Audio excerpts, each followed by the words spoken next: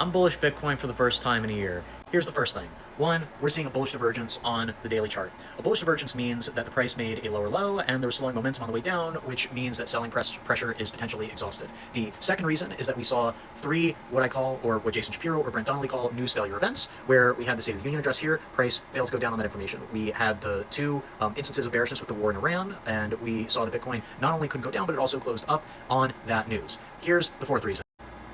Victory laps from popular financial accounts on YouTube, like How Money Works. And How Money Works, look, he's a great YouTube channel. I've learned a lot from him, but he's backwards looking to explain why events have occurred. And notably, he's a bad trader, not only calling the bottom of crypto several times, including in June of 2022 and December of 2022, but also the top in Oracle and the bottom of the NASDAQ and S&P last year.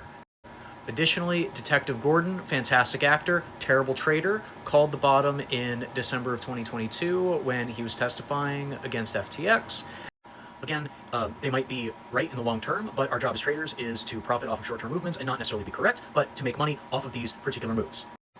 Further, we have seen speculators becoming net short while we have seasonal inflows coming in. March and April are historically good months for the market, and when speculators are net short and we're going to see seasonal inflows, it skews the risk-reward to the upside.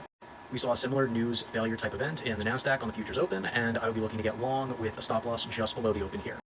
But what makes things a little spicier is that LunarLog AI's chart analyst has suggested that to the short term, we could see a minor upward move visible with recent green candles. I would not be looking to fade that in the short term.